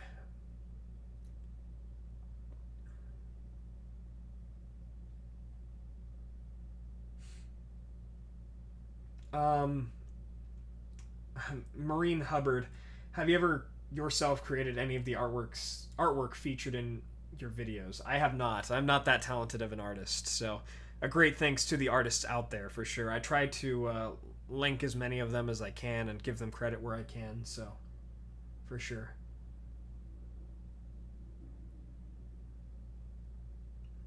Let's see. Manuel Perez, if you had to choose one time of the first age to experience, which would you choose? The time of the towers, of the trees, or the time of the moon and sun? Um, yeah, that's a good question. Let's see. I would probably say, oh man, I would love to see Gondolin and Doriath, but I don't want to have to put up with Melkor. So I would probably say the sun and the moon, but the trees would have also been nice. I'd probably say sun and the moon still, just during the, like, after the Dagor Aglareb, after the glorious battle where they like besieged Morgoth for 400 years, like somewhere in that siege where the land was peaceful. That's, yeah, first age. Yep.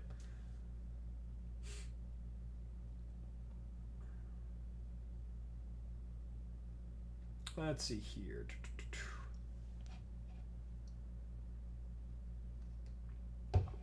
Hello to everyone who's joining us. It's good to hear from you all. Let me go ahead and thank our Valor Tier patrons again, just for supporting me, supporting the channel, Royan, all of us. We really appreciate it. Adrian De la Torre, Chris Ortner, Peter Sheppard, Cal Wetzel, Lane Grimes, Samuel McBee, Jonathan Putnam, and Mark Kralick. Thank you guys so much. Really appreciate it. If you want to join our Discord server or listen to our podcasts, or even join in our special like Battle for Middle-earth, Lord of the Rings online events that we have, please consider joining our Patreon. Just $1 a month will get you access to many of these things. So really appreciate it. Eric Carson, so are goblins and orcs the same or different races? That's something I constantly go back and forth on. I think they're the same. And here's why. So if you look at some of like the old English and stuff that the hobbits use, I believe goblin, like, they're like translations between goblin and orc. Goblin, or hobbits call orcs goblins, and then others call them orcs. But it's so hard, right? Because Goblin Town, is that full of orcs or full of goblins? Although perhaps maybe they are of like the same brood, but are different like subspecies of orcs. I have no idea. It's so, because if they're different, then where did goblins come from? You know, if they are different. But I think goblins also came from elves, you know, so I think it's just two names for the same kind of thing.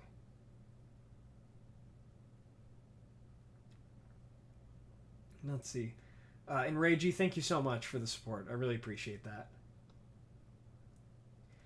Korowit Woonson says, do Haradrim and Easterlings ever fear about being eaten by orcs? What do you think? Oh, yeah, I would bet. Like, so there's another theory about the Entwives, to get back to that the Entwives were forced to, like, farm and feed the armies of Sauron. If I was an Easterling, I'd totally be worried about getting eaten by an orc, because it's like, if the farming isn't enough in the Southlands, or if they don't get enough man flesh, or if they just, like, turn on you, that could totally happen. So probably, yeah, I'd be very worried about that. Yeah, thank you all so much for the support. It means a lot. Abhay Mall, your videos are so good. Your videos have made me a Tolkien scholar. Glad to hear it, my friend. And thank you so much. I appreciate that. Jasmine Boozwick asks, Yoyston, what do you think of the new characters Peter Jackson created for the Hobbit movies? So I rewatched The Hobbit recently as well, and my opinion on Tariel hasn't really changed. Like, so, okay, Evangeline Lilly, great actress.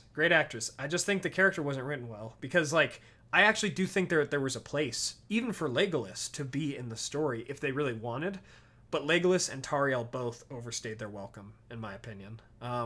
Alfred from Lake Town overstayed his welcome. It's just too much. It wasn't focusing on the right characters and the right story. But again, I don't really blame Jackson for it. I think the studio had too much of a hand in everything, and really wanted those 3 movies rather than the 2 that Jackson wanted to create. So there you go.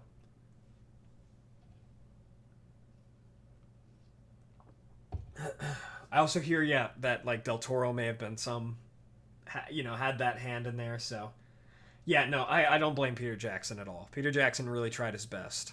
Absolutely.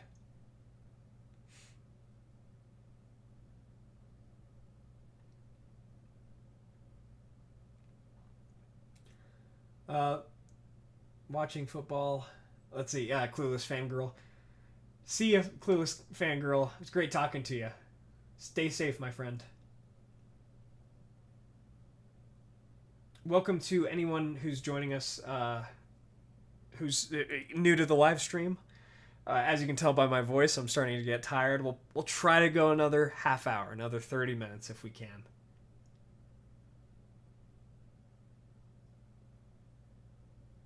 Let's see here.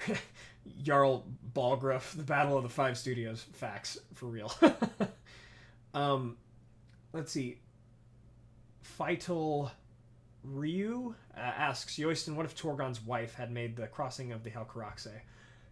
That's a great question. I mean, I wonder if Torgon would have been less arrogant, if maybe he would have been able to be persuaded to leave Gondolin, like, if she was alive. I don't know. It's sad that she did die in the Helcaraxe.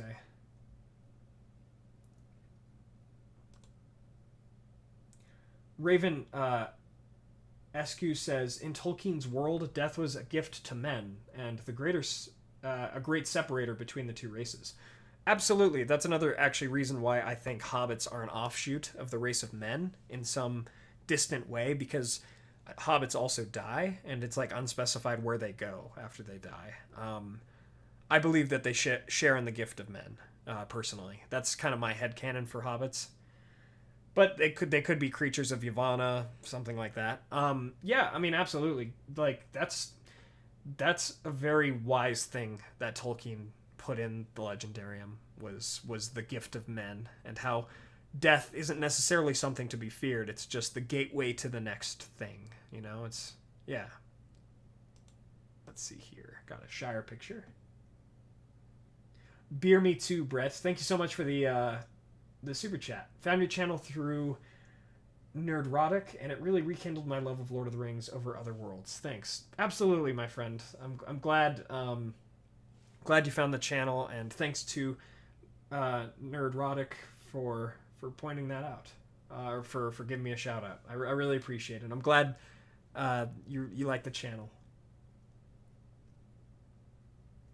Thank you so much for the support, Mythologist Kid. I really appreciate that. Bar Lazy JJ, video topic: cuisine of Middle Earth, cuisine of races in Middle Earth. I actually have you covered there.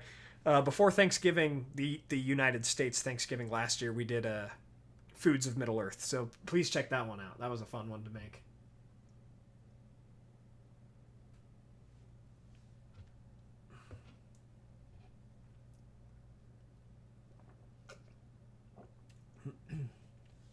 The man who refused to die. I would rather forego the gift of men and not have to die.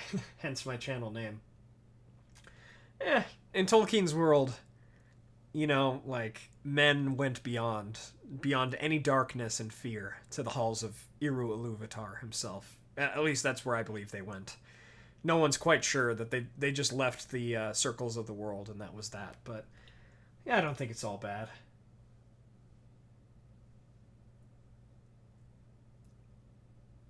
Abhai Mall asks, what can you say about the Nameless Things? Yeah, I mean, we don't know much about them other than what Gandalf kind of says, that nameless things made holes in the earth that are far older than Sauron. So I imagine in the beginning there were like, kind of like Ungoliant, perhaps. I have no idea. Like enigmas within the world that were dark creatures.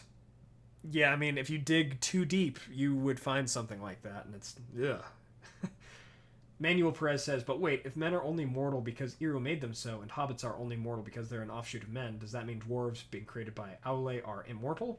Well, it depends on what you think of immortal. So why dwarves are different, at least in my mind, is dwarves go to the halls of Aule after they die. They don't leave the circles of the world. Yeah.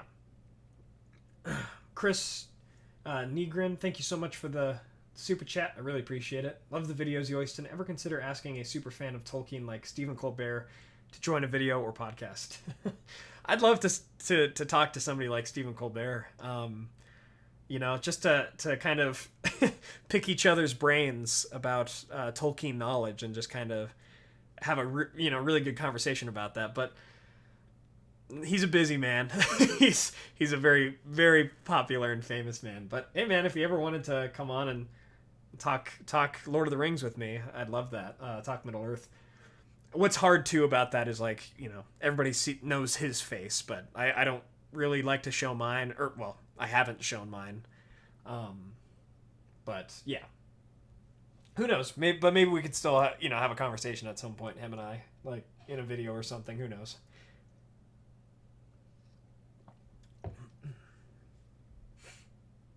Manuel Perez, I thought Mandos would have a special place in his hall for the dwarves. Let me check. But I believe that the dwarves would help Aule craft the second world after, like, if Dagor Dagorath is to be believed, is to be, kind of your headcanon. Let me see. Lord of the Rings. Dwarves after death. Or afterlife. Yeah, there we go. Well, there's that too. There's so I guess maybe perhaps in my headcanon I thought they went back to Aule, but it's also that perhaps they just returned to the stone that they were made from. Let me look at some people's thoughts here. So from the Silmarillion, aforetime it was held among the elves in Middle-earth that dying the dwarves returned to the earth and the stone of which they were made. Yet that is not their own belief, for they say that Aule the Maker, whom they call Mahal, cares for them, and gathers them to Mandos, in halls set apart, and that he declared to their fathers of old that Iluvatar will hallow them, and give them a place among the children in the end. Then their part shall be to serve Aule, and to aid him in the remaking of Arda after the last battle. So yeah, no, you're actually, Manuel Perez, you're right. Made a special place in his hall for the dwarves. But that's their own belief, and as well as, like, that they'll come and help Aule at the end. I guess part of me really attached to that last part, that they go back to their father that made them and kind of help him out. But okay, good to know. They go back to a separate part of the halls of Mandos. That's cool. That Mahal or Aule had Eru build. But again, that's their own belief. Perhaps they do just turn back to stone, and that's that.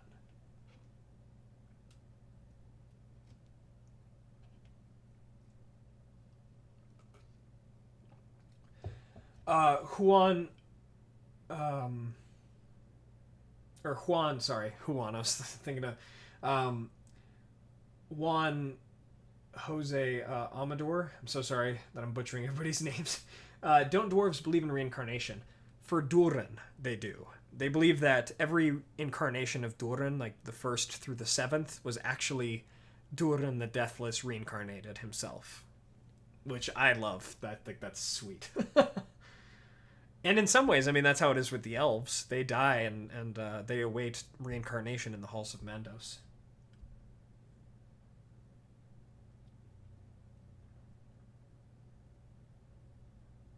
Yes, no warning. Dagor Dagorath, in its specifics, was abandoned by Tolkien, but the last battle, in general, is always a thing, and the second music.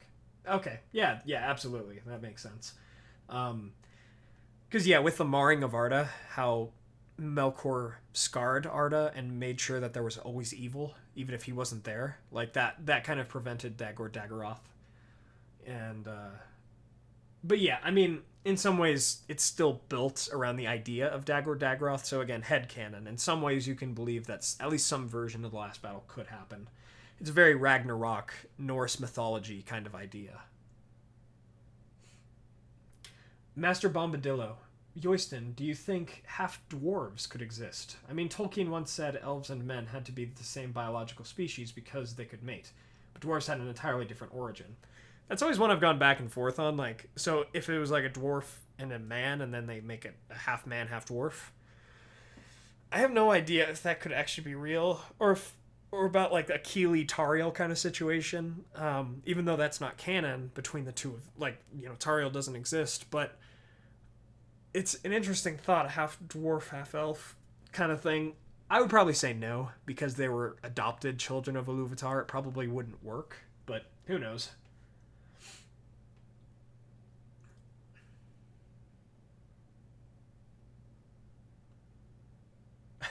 You can call me now I can't even say Huon like the Hound. Yeah, sorry. I was like, that's where my mind is. There are some words I can't pronounce anymore. Like, or that is super hard for me to pronounce because of Tolkien's works. So because of the Silmarils and the Silmarillion, it's hard for me to say similar. Like, similar is, if I have to consciously make the effort to say that word, otherwise it'll come out like Slilmuller.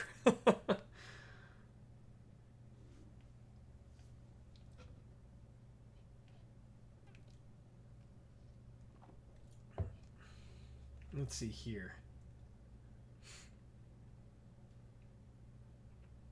Ola PNHOJ says, were the dragons also called serpents, or are serpents different creatures according to Legolas's fathers?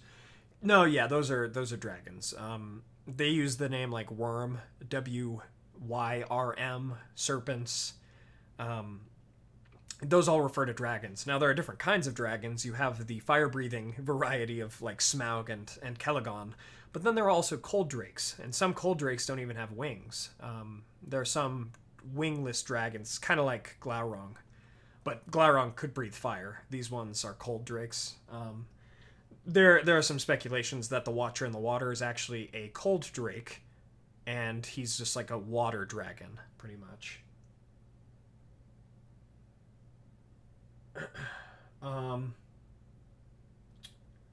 Let's see here. We'll keep going for about 15 or 20 minutes.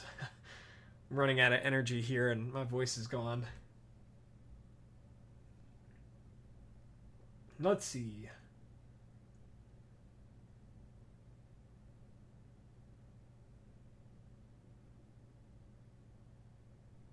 So I mentioned this before, but Dave Giblin, what made you choose the name Yoiston? Yoiston is the main name of my main character in Latro, or yeah, the name of my main character in Latro, Lord of the Rings Online on Arkenstone, and he's my man captain. Yeah, it was a name I created for that character. So, Jeffrey Marquise, could we perhaps have a Latro video? I'd love to hear you talk about the orc tribes from the game. So yeah, I haven't made one on like the orc tribes or anything. I'd love to do more with Latro for sure. More videos concerning that game, but I have made a lore review on Latro a couple years ago, so please check that out. Master Bombadil, could you end with a Tolkien poem? Of course. That's a great idea. What poem would you all like to hear? Just let me know.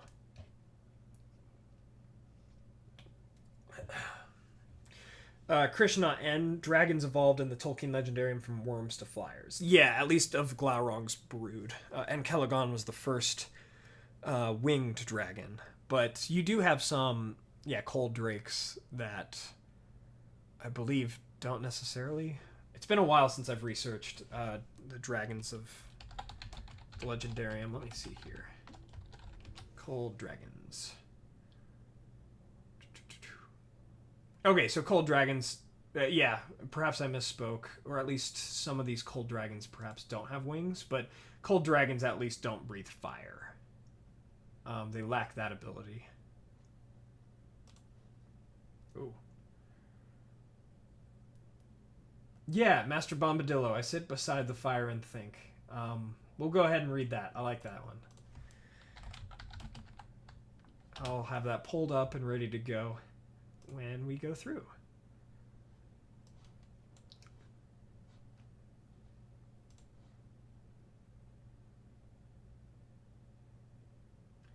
Yeah, Hendrik Deep Hutter says Latro's having a lot of issues with lag. Yeah, for sure. I thought about doing this one as a Latro live stream, but maybe I'll do that with the next one. Yeah, it's been having some problems as well. Oh, thanks, Charlie. About my laugh. Thank you. Appreciate that.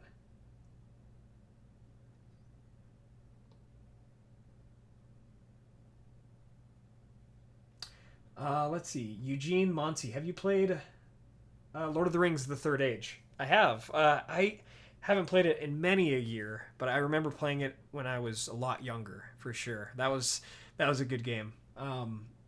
Thinking back, the lore of it wasn't quite on it, but it's fine. It's fine. It was a different group of travelers. That was, it was fun. It was a fun one.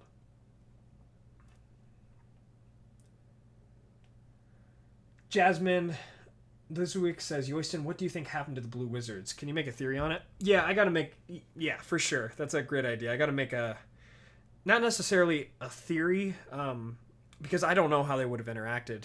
If I were to bet, they would have taken Gandalf's side, but I don't know if they were evil or if they were good. But I do want to make a theory with some speculations, for sure.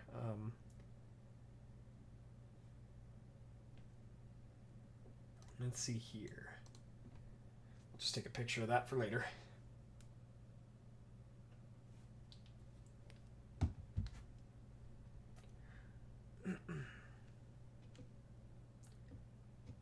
Hannah Jameson says, what's your favorite singer? Maya Klars. She's such an amazing artist. I would say, so if I'm looking at like singers that did stuff with Lord of the Rings and The Hobbit and stuff, they have so many good ones, but I love Billy Boyd, man. Billy Boyd, who played Pippin, and his last goodbye. So good. So good. Let's see here. Hendrik D. Putter, have you heard about Battle for Middle-earth 2 Reforged? Yeah, that looks so good. For those who don't know, Battle for Middle-earth is an old strategy game based on Peter Jackson's movies of the Lord of the Rings and stuff. There are so many amazing mods for that game as well. But there's a new mod that will come out and kind of, I guess, remake the game in just a better graphics and all this kind of stuff, and with just more up-to-date stuff. Jeffrey Marquise, what do you think of the religious connotations, such as Dagor Daggerath, that Tolkien put in his stories? Yeah, I mean, I don't know if I can speak to necessarily the religious aspect of it, but the mythological aspects. Ragnarok, right? Like this last battle where everyone pretty much comes together who's still alive, or even gets revived, and they fight and kill each other again. Is such an interesting concept. And then you have some that survive and restart the next world. It's such a archetypal kind of thing that I really enjoy as a story. It kind of reminds me, okay, when I watched Avengers Endgame the first time, and like the end battle, that reminded me a lot of Dagor Daggerath, honestly. You have all these heroes and villains that get revived, and then you have them fight each other, and then one victor kind of thing.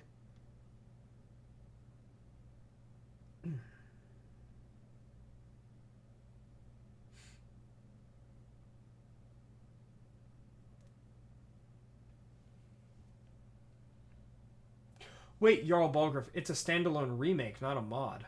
Oh, that's awesome. Wait, okay, hold on. I'm going to look this up real fast. Battle for Middle-earth 2 Reforged. I thought it was a mod that would, like, redo the graphics. It's a straight-up remake? Oh, that's sweet. Yeah, that's awesome, man. Awesome. Okay, I'm even more excited.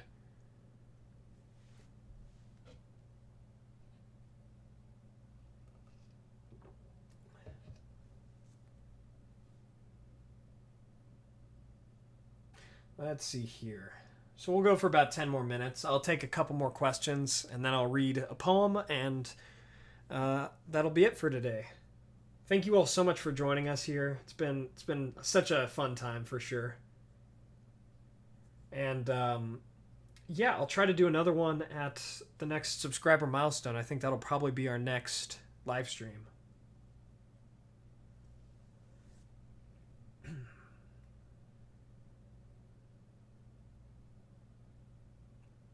Let's see here.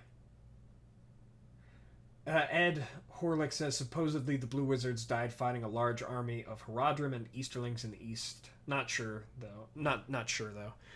It's totally possible. Again, something that's I always find interesting with the Blue Wizards is that Saruman also went east for a time, but he came back and the other two didn't. I just kind of kind of feel like they're in these like deserty canyons in the east, and then Saruman like jumped out from behind a rock with like a shank and just like stabbed the Blue Wizards and walked back.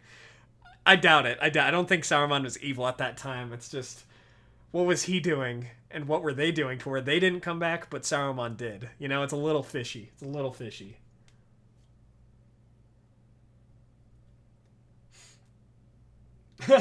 Manuel Perez, who would win? Melkor at full strength or Kevin McAllister with 24 hours to plan?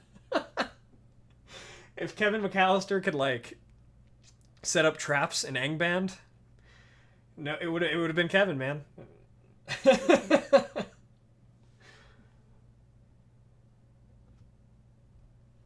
My name is Seppi says, hey Yoyston, dropping in some love. Returning some to you, my friend. Quick question, what do you think Smaug did in his early days? I've always been curious. I actually think he may have fought, he or his ancestors, depending on how far back it goes and how old he is, may have fought in the War of Wrath.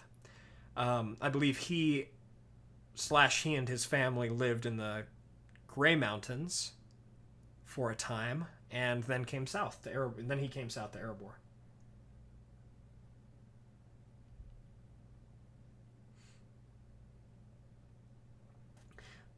Seku says, Michael Von and Yoyston, have you ever considered making a video on the concept of Estelle, hope/faith? I discovered it only recently because it is explained in Morgoth's Ring. Yeah, that's definitely an interesting one. I think videos on hope in the Legendarium are definitely fun ones to make. The mythologist kid, strongest weapon in Lord of the Rings, in all of Lord of the Rings. So again, it's what would you consider to be strongest? Because the One Ring I would actually probably consider to be, on the right person, is the strongest weapon. I would say, right? If Aragorn took the One Ring, he could have dominated and like been a tyrant. But if you're looking at like weapons like swords and all that kind of stuff, Grond is pretty strong. But I would either say Grond, like Melkor's hammer, or Gurthang, the sword of Turin.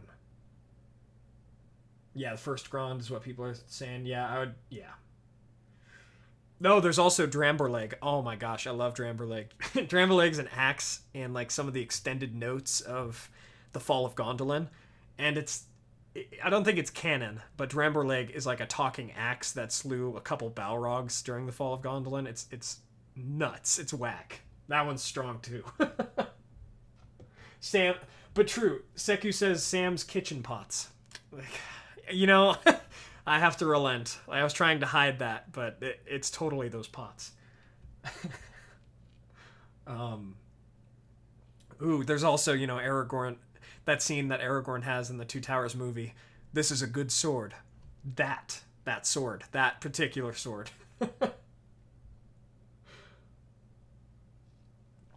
Louis Enrique Perez Solis says, where can I find the videos on the Second Age? I subscribed the last week and watched them all. So I have some on like Numenor, all that kind of stuff. If you look back at character histories of characters that lived in the Second Age, you'll find more Second Age content for you there. That's definitely an age that I want to explore more, though, in my Timeline of Arda series. Our next Timeline of Arda video will cover part of the First Age for sure. Which, it's been a couple months since I did a Timeline of Arda video. That one's going to be coming within a month or two, I would say, within the next couple months. Another Timeline of Arda video.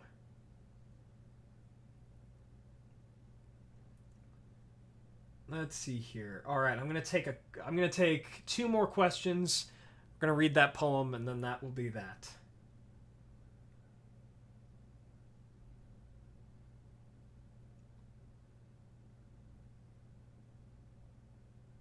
Oh man, HJL. What would have happened if Bilbo had killed Gollum in The Hobbit? Uh-oh, is what would have happened. Frodo and Sam, let's assume that they would get out of the Emon Wheel, that they would eventually find their way out.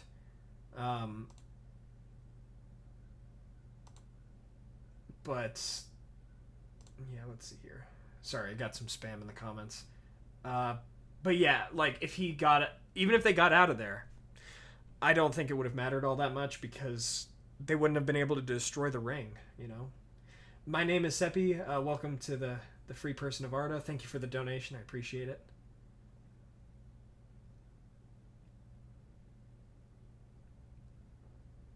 Oh, the Voice of Geekdom. I wanted to shout, yeah, thanks for being here. I really appreciate it. The Voice of Geekdom. He also covers Silmarillion and Lord of the Rings Middle-earth content, so please check him out. Yeah, absolutely. That sword that Viggo Mortensen says, that line, that looks like a piece of tinfoil. Yeah, you're right, my man. Absolutely. It does. I always see it, and I'm like, this needs some refining or some sharpening. But hey, it's a good sword. So we can't forget it's a good sword. Oh, man. I'm glad. Yeah, thank you all so much for being here, for showing up. It means a lot. It made my day as well, and I hope this live stream made your day better, your days. We'll go to our Endshire picture. I'll take one more question here. One more question.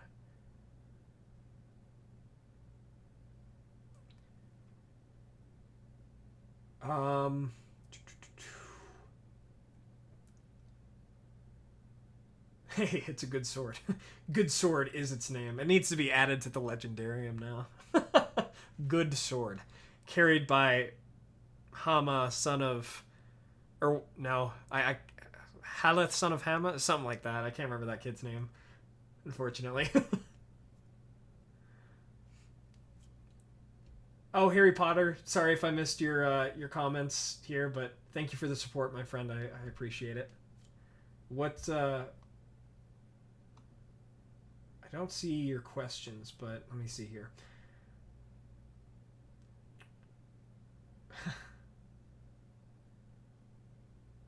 Mr. Goodsword. Yeah, I do plan. Juan, I plan to do a video about Imrahil for sure. Adrian De la Torre, thank you so much. I'm glad you tuned in.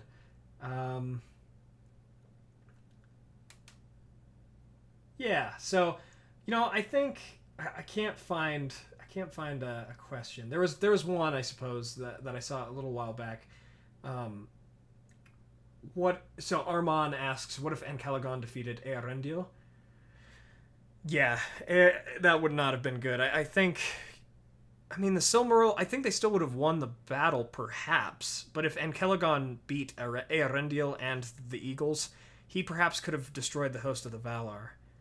I don't know. That's a great question. The Silmaril could have been recovered by evil or good forces. Yeah. All right, my friends.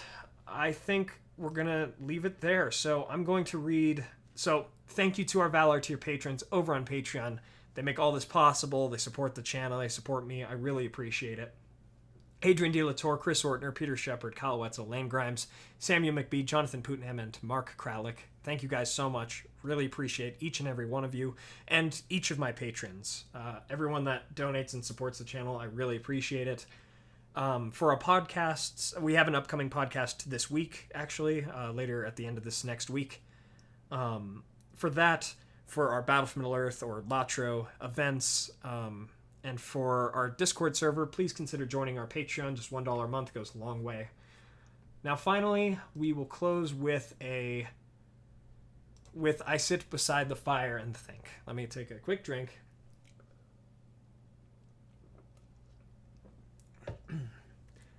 I sit beside the fire and think of all that I have seen, of meadow flowers and butterflies, in summers that have been, of yellow leaves and gossamer, in autumns that there were, with morning mist and silver sun and wind upon my hair.